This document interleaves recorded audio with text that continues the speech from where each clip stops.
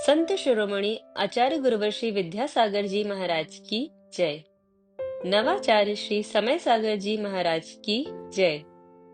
आराम योग प्रणेता पूज्य मुनि श्री प्रणम्य सागर जी महाराज की जय। ओम अरहम नमः। स्वाध्याय प्रेमी बंधुओं, युग श्रेष्ठ आचार्य भगवान श्री 108 विद्यासागर जी महाराज के सरस्वती पुत्र अभीष्ट ज्ञानोपयोगी प्राकृत विज्ञ अरहम योग प्रणेता मुनि श्री प्रणम्य सागर जी द्वारा रचित नई छड़ारा का अनूठा स्वाध्याय गुरु आशीर्वाद से सतत जारी है। हमने प्रथम ढाल में पंच परावर्तन के वर्णन को डिटेल में जाना। ढाल 2, जिसमें सम्यक दर्शन का प्रैक्टिकल स्वरूप मुनि श्री ने बड़े ही सरल और सुंदर तरीके से समझाया है, जिससे हमारे अंदर देव शास्त्र गुरु के प्रति श्रद्धा और दृढ़ होगा। अब चलते हैं नई छड़ाला द्वितीय ढाल की कक्षा की ओर। ओम नमः सिद्धेभ्यः। ओम नमः सिद्धेभ्यः।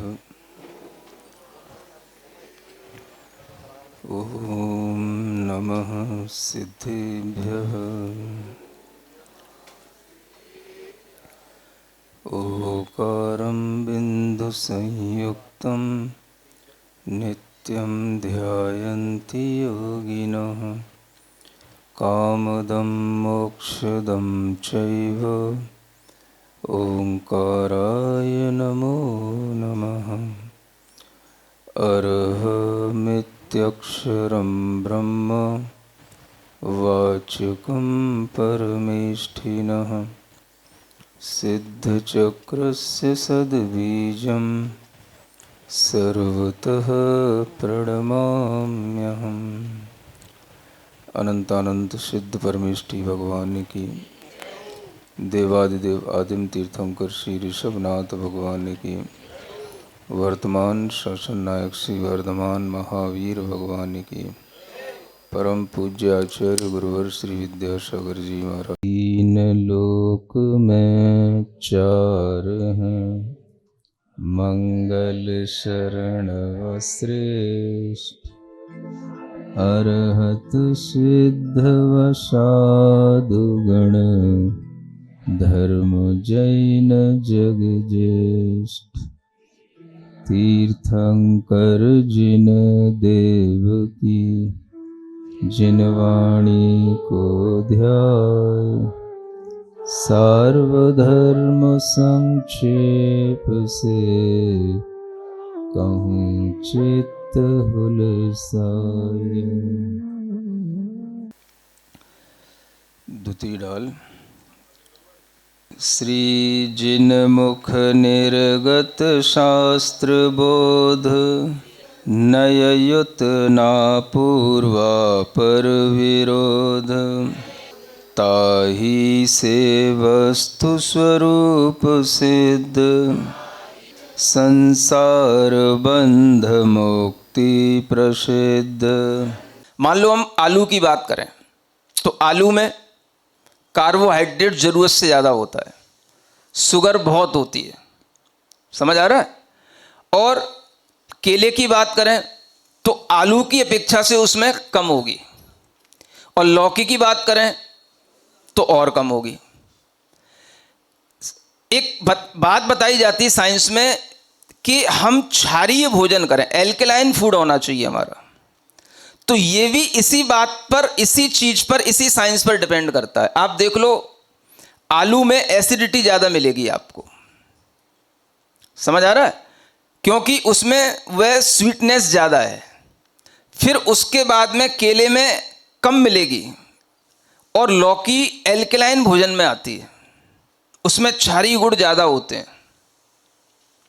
तो इस दृष्टि से भी अगर हम देखें तो ये बिल्कुल सही बात बैठती है कि हम जिस भोजन को कर रहे हैं वह भोजन हमारे लिए हितकर होगा, तो वही भोजन हितकर होगा जिसमें राग द्वेष मोह की कमी हो रही होगी। समझ में आ रहा है ना। तो ये बात ध्यान में रख करके भगवान की वाणी शुरू से ही आपको इसी रूप में आगे बढ़ाती है, राग द्वेष मोह का अभाव करते हुए आगे चलें। यही बात आपके भोजन के साथ है, यही बात आपके पान के साथ है। पान माने पीने वाली चीजें, मदिरा भी पीने की चीज है, फिर शरबत भी पीने की चीज है, जूस वगैरह, और पानी भी पीने की चीज है। सुन रहे हो? फिर पानी में भी ठंडा पानी फ्रिज का भी अलग है, मटके का अलग है, और नॉर्मल अलग है, कुनकुना अलग है। इन सब में इसी तरीके का ये राग का प्रोपोर्शन कम होता जाएगा। अब आप देख लो कौन सा आपको चूज करना है। हितकर क्या है? अब आप शुरू से चलना शुरू करो। मदिरा पीना हितकर है? कि फिर जो है जूस पीना हितकर है? कितना जूस पीना भी नुकसानदेह होता है। हाँ, कोल्ड ड्रिंक वगैरह पीना हितकर है? कि फिर आपके लिए ये ठंडा पानी, बिस्लरी का पानी ये हितकर है? कि फिर आपका नॉर्मल पानी हितकर है? कि मटके का पानी हितकर है? कि फिर थोड़ा सा कुनकुना कर लिया जाए वो हितकर है? अगर आपको विज्ञान थोड़ा सा आता हो तो आपको समझ में आ सकता है कौन सा पानी हितकर है। तो हल्का कुनकुना पानी हितकर होता है। समझ आ रहा है क्यों होता है? अब आप देख लो, राग किससे होता है? गर्म पानी से होता है, कुनकुने से होता है, कि ठंडे से होता है? समझ में आ रहा है? तो आप ये महसूस करो, बच्चे को ठंडा पानी क्यों अच्छा लगता है? वो राग पैदा करता है। मुंह में जाएगा ठंडा ठंडा अच्छा लगेगा, कंठ में जाएगा ठंडा ठंडा अच्छा लगेगा, पेट में जाएगा थोड़ी देर के लिए ठंडा ठंडा अच्छा लगेगा। अच्छा तो लगेगा, लेकिन उसका नियमित अगर वो सेवन करता रहेगा तो धीरे धीरे उसके लिए अनेक तरह की पेट की बीमारियां होने लग जाएंगी। क्योंकि ठंडा पानी अगर ज़्यादा भी ठंडा है तो वो किडनी के लिए बहुत नुकसानदेह होता है। ठंडा पानी आपकी पाचन शक्ति को मिटा देता है। ठंडा पानी अधिक पिएंगे आपको भूख अच्छी नहीं लगेगी, आपकी पाचन शक्ति बिगड़ जाएगी। और फिर भी आप ठंडा पानी नियमित रूप से ज़्यादा पिएंगे तो आपके लिए वह कफ की विकृति आएगी, आपको अनेक तरह के कफ विकार पैदा होंगे। तो रोग हुए तो धर्म से दूर हुए। नहीं समझ में आया? रोग हुए माने धर्म से दूर हुए। तो यही चीज समझ में आने लग जाए तो ये शास्त्र जिनवाणी जो हमारे लिए है इसका मर्म हमें समझ में आए। पूर्वा पर विरोध के साथ कोई बात नहीं है। माने भोजन, पान, विज्ञान, चलना फिरना, व्यापार, जो कुछ भी कहा गया है वो इसीलिए कहा गया आप इसका उपयोग अहिंसात्मक तरीके से करते हुए, मोह राग की कमी करते हुए इन सब चीज़ों से अपने जीवन को आगे बढ़ाएं। खाने पीने का मना नहीं है, लेकिन देख करके, समझ करके, विचार करके। तो इससे अगर आपकी जीवन शैली चलेगी तो आपके अंदर मोह राग की कमी होगी, तो आप बहुत जल्दी स्वस्थ होने के साथ साथ इस मोह से मुक्त होने की भी आपके अंदर अवधारणा आएगी। मोह से मुक्त होगे तो मोक्ष मिलेगा। समझ में आ रहा है? तो भगवान के द्वारा बताई गई वाणी में ये सब चीजें पूर्वा पर विरोध नहीं होती, इसलिए ये वाणी सत्य मानी जाती है। ताही से वस्तु स्वरूप सिद्ध, इसी से वस्तु स्वरूप सिद्ध होता है। यानी वस्तु स्वरूप कैसा है? वस्तु नित्य है कि अनित्य है, एक है कि अनेक है, ये सब अनेक नयों के माध्यम से ही ये समझाया जाता है, तो वस्तु स्वरूप की सिद्धि होती है। चेतन है कि अचेतन है, ये सब वस्तु स्वरूप की सिद्धि भगवान की वाणी से होती है। तो हम कहीं पर भी कंफ्यूज नहीं होते कि इसी को हम चेतन कह रहे हैं, इसी को हम अचेतन कह रहे हैं। लोगों को चेतन और अचेतन पदार्थ का ही डिफरेंस समझ में नहीं आ पाता, जबकि सबके लक्षण, सबके परिभाषाएं अलग अलग कही गई। तो ये वस्तु स्वरूप जब सिद्ध हो जाता है तो इसी से संसार बंध मुक्ति प्रसिद्ध। संसार क्या है, बंध क्या है, मुक्ति क्या है, सिद्धि क्या है, सिद्ध कौन होते हैं, ये सब कुछ इसी से सिद्ध हो जाता है। अब आप कहो कि आप कहते आए हो कि संसार अनादि है और अनादि संसार में सब कुछ जो है अनादि काल से चला आ रहा है, तो जो चीज़ें अनादि से चली आती हैं उन चीज़ों को हम कभी भी अलग नहीं कर सकते, मिटा नहीं सकते। मानो हमारे संसार में रहने के लिए आत्मा और कर्म का संबंध अनादि से चला आ रहा है, तो हम इसको अलग कैसे करेंगे? आप ही कहते हो कि भाई हम भाव करते हैं, भावों से कर्म बंद होते हैं, कर्म के फिर उदय होते हैं, तो फिर हम भाव करते हैं और फिर उन्हीं भावों से फिर कर्म बंद होता है। तो ये प्रक्रिया अनादिकाल से चली आ रही है। तो ये बंद की प्रक्रिया जब अनादिकाल से चली आ रही है तो मुक्ति कहाँ से आ जाएगी बीच में? नहीं समझे? जब ये प्रोसेस चली रही है, कर्म के फल से हमें भाव उत्पन्न होंगे, भावों से फिर हम कर्म करेंगे, कर्म से फिर भाव उत्पन्न होंगे, तो ये प्रक्रिया फिर हमें कैसे मुक्ति कैसे दिलाएगी? तो बंध ही सिद्ध होगा, संसार ही सिद्ध होगा, मुक्ति कैसे सिद्ध होगी? क्या सुना? जबकि आप कहते हो कि बंध है तो मुक्ति भी है, संसार है तो मोक्ष भी है। तो यह दोनों स्वरूप की सिद्धि नयों के माध्यम से की जाती है। दोनों तरह के स्वरूप की सिद्धि भगवान ने अपने इस ज्ञान के माध्यम से बताई कि किन कारणों से बंध है और किन कारणों से मोक्ष है। भाई जिन कारणों से बंद हो रहा है उन कारणों को बंद कर दो, बंध बंद हो जाएगा। बंध बंद हो जाएगा माने बंध छूट जाएगा, मुक्ति मिल जाएगी। जिस चीज से बंधे हो उस बंधन को छोड़ दो, मुक्त हो गए आप। तो लोगों के दिमाग में जब ये विरोधी बातें आती हैं तो भगवान के ज्ञान से विरोध भी दूर दिखाई देते हैं कि बंध भी होता है संसार में रहते हुए जीव को, और उस संसारी जीव को मुक्ति की भी प्राप्ति होती है। तो ये चीजें सबके लिए हैं। सुन रहे हो? केवल आप मुक्त होना चाहते हो, मोक्ष लेना चाहते हो, आप ही सिद्ध बनना चाहते हो, या संसार के सभी जीवों के लिए मुक्ति का ज्ञान होना चाहिए? सभी के लिए दिया ना। कोई क्राइटेरिया तो नहीं बांधा कि भाई, या कोई कास्ट वाइज के कोई कंट्री वाइज कोई क्राइटेरिया बनाया गया हो कि भाई इन्हीं लोगों के लिए ज्ञान देना, इनको नहीं देना। सबके लिए होता है ना। तो भगवान का ज्ञान सबके लिए है। भगवान के द्वारा बताया हुआ जो रास्ता है, मार्ग है, वह ज्ञान और ध्यान का, आचरण का मार्ग सबके लिए है। समझ आ रहा है? अब आप सबको दे नहीं पाते, कैसे दोगे? यहां पर सब कोई आ ही नहीं पाता। तो कोई तो ऐसा ज्ञान हो, कोई तो ऐसी चीज हो जो सबके लिए देने लायक हो। क्या है? तब इन्वेंट होता है अरहम ध्यान योग का।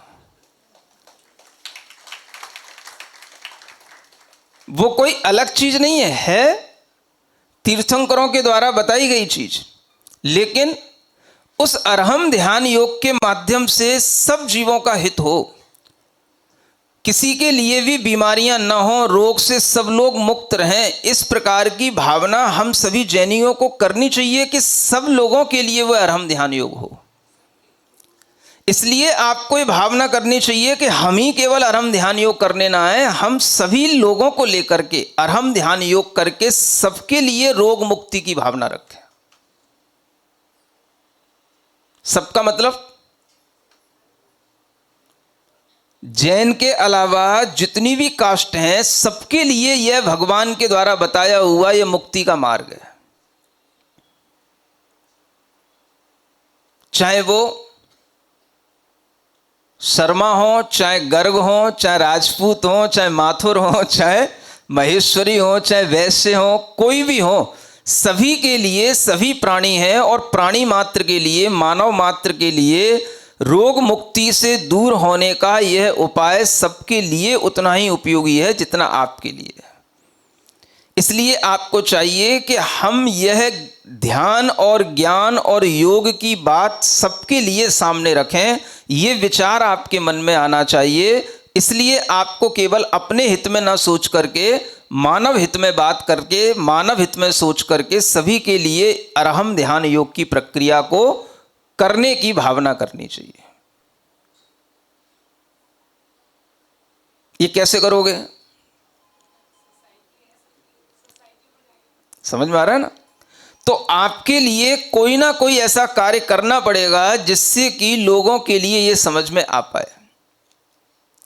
भाई खाने पीने की बात है, लोग उसके लिए अपोजिशन में आ जाते हैं।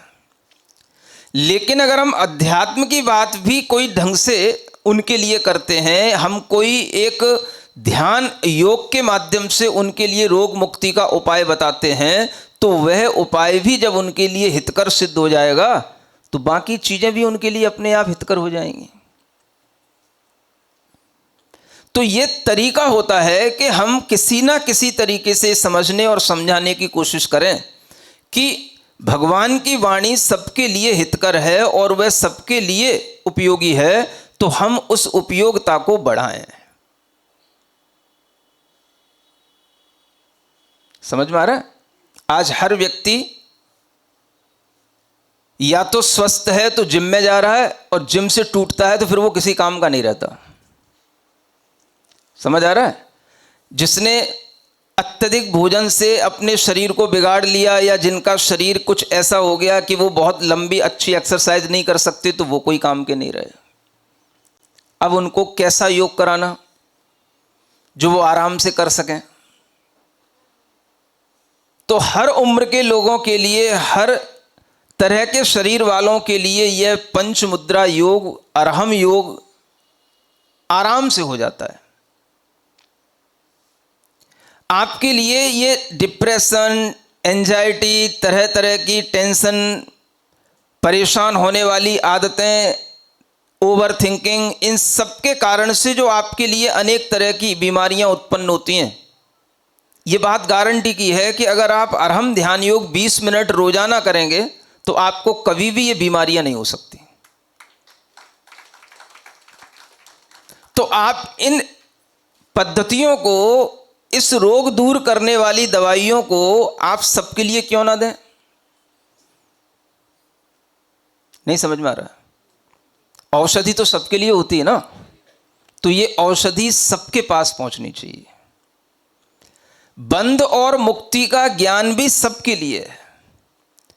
हर संसारी जीव बंध को प्राप्त है तो हर संसारी जीव मुक्त हो सकता है, सिद्धि को प्राप्त हो सकता है। बस उसे थोड़ा सा ये आभास होना चाहिए, चेतना क्या है और अचेतन क्या है।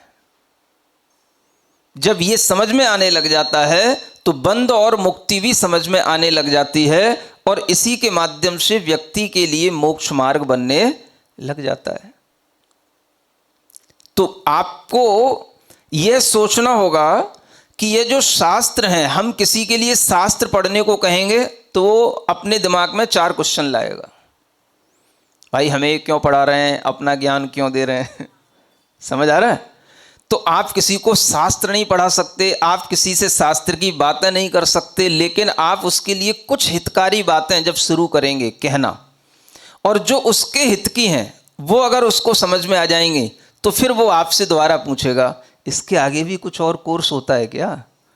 इसके आगे भी कुछ और होता है क्या? समझ में आ रहा है? तो ऐसे करके उसके लिए हितकारी चीजें और प्रोवाइड करना, ये एक पद्धति होती है। तो वो पद्धति कैसे उसके पास तक पहुंचेगी? तो अरहम ध्यान योग के माध्यम से पद्धति उसके पास पहुंचती है। एक बार जब वह ये प्रैक्टिस कर लेता है और उसे फिर इस तरह से कोई एंजाइटी नहीं होती।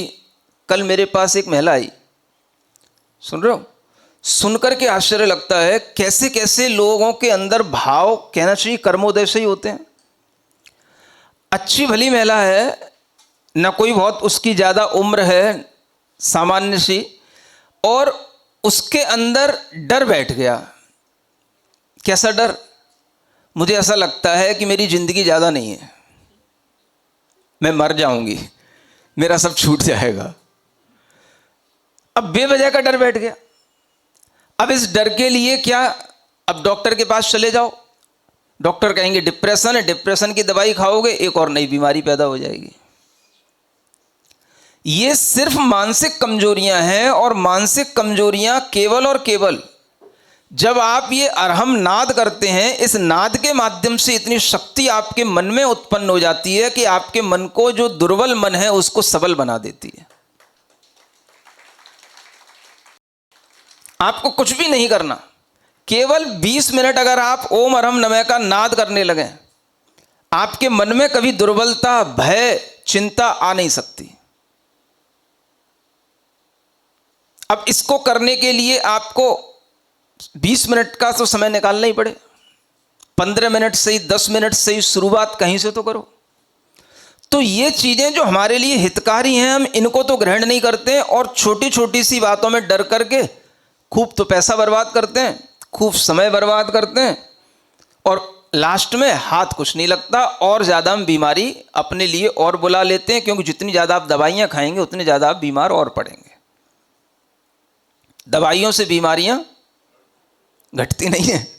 हाँ, अगर आप लंबे समय तक कोई भी दवाइयां खा रहे हैं तो आपके लिए वो बीमारी और दूसरी क्रिएट करने की एक चीज बन जाती है। इसलिए ये ध्यान में रखते हुए व्यक्ति को अपने स्वास्थ्य के साथ में धर्म को करने की भावना आनी चाहिए। और यही हमें तीर्थंकरों की वाणी से समझ में आता है कि जो शुरू से आपसे कहते हैं आहार पान पर ध्यान दो, शुद्ध भोजन करोगे तो शुद्ध ही शरीर के अंदर चीज़ें निर्मित होंगी, तो वो अशुद्धि का कारण नहीं बनेंगी। शुद्धता रहेगी तो रोग उससे कम होंगे। ये विचार आपके लिए अगर इस तरह के साइंस से समझने में आ जाए तो आपको लगेगा कि हाँ भाई, हमें खाने पीने की चीज़ों की शुद्धता पर ध्यान देना है, क्योंकि वो विकृतियाँ हमारे शरीर में रोग उत्पन्न करती हैं, और जिसके शरीर में रोग हो गया वो कुछ भी करने के लायक नहीं रहेगा, ना संसार मार्ग पे चलने के लायक रहेगा, ना मोक्ष मार्ग पे चलने के लायक रहेगा। तो यह विज्ञान इसलिए पूर्वापर विरोध से रहित है, बंध से मुक्ति को प्राप्त कराने वाला है। तो यह विज्ञान इसलिए पूर्वापर विरोध से रहित है, बंध से मुक्त। बंध किससे? आपकी आसक्ति से। आपने आसक्ति कम की, बस मुक्ति आती जाएगी। तो यही मुक्ति को प्राप्त करने का तरीका है। और जैसे जैसे आपकी आसक्ति कम होगी, आपकी दुर्बलता जो मन की है वो भी कम होती चली जाएगी, और आपका मन सबल बनेगा तो आपको धर्म करने में भी शक्ति मिलेगी, आपको कर्म काटने के लिए भी शक्ति चाहिए, वो भी मिलेगी। क्या सुन रहे हो? कर्म काटने पड़ते हैं ना, उसके लिए शक्ति कहाँ से आए? तो वो भी इसी तरह के धर्म की प्रोसेस से ही मिलती है। इसलिए अपने मन को क्या बनाओ? सबल बनाओ, है ना। दुर्बल मन किसी भी काम का नहीं होता, और वह अनेक रोगों का शिकार हो जाता है, अपना भी समय खराब करता है और दूसरों का भी समय खराब करता है। अब कई बार इस तरीके की जब बीमारियां होती हैं तो इनमें क्या होता है? कुछ भी नहीं है भाई। क्यों आपके लिए भाव आने लगा? बस आ रहा है, मुझे ऐसा आभास हो रहा है, मुझे ऐसा लग रहा है मैं मर जाऊंगी, मैं ऐसा लग रहा है कि मेरी ज़िंदगी जाने वाली है, मुझे ऐसा लग रहा है, इस घबराहट होती है मुझे, बहुत नींद नहीं आती। तो बताओ अब इसका क्या इलाज है? इसका इलाज दवाइयाँ नहीं है, इसका इलाज आपका मानसिक संतुलन बनाना है। और मानसिक संतुलन बनेगा आपके मन को, जब ये ओम अरहम की जो मंत्रिक शक्तियाँ हैं इनका आप स्वयं अभ्यास करेंगे तो आपका मानसिक संतुलन बनेगा।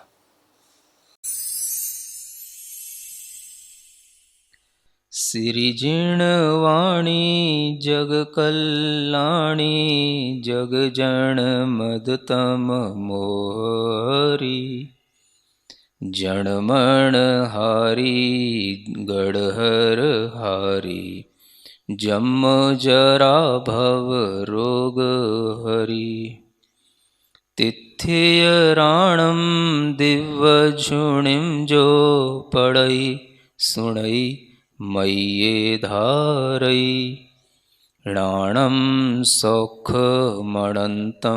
धर्य सासद मोक्ष पदम पावई सासद मोक्ष पदम पावई। नई छह ढाला आज का सवाल प्रतियोगिता में आप सभी का स्वागत है। आज का सवाल है, अरहम ध्यान योग किसके लिए है? केवल जैनों के लिए, सभी धर्म संप्रदाय के लोगों के लिए, मुनियों के लिए या श्रावकों के लिए? कल के सवाल का सही उत्तर है राग को कम करने के लिए। आप अपना जवाब हमें कल शाम 5 बजे तक भेजें। 3 भाग्यशाली विजेताओं को मिलेंगे आकर्षक उपहार। अपना जवाब भेजने के लिए लिंक पर जाएं या QR कोड स्कैन करें। आज की एक्टिविटी है, एक हफ्ते तक प्रतिदिन कम से कम 10 मिनट से लेके 20 मिनट तक ओम अरहम नमः का दीर्घनाद करें। ओम अरहम नमः।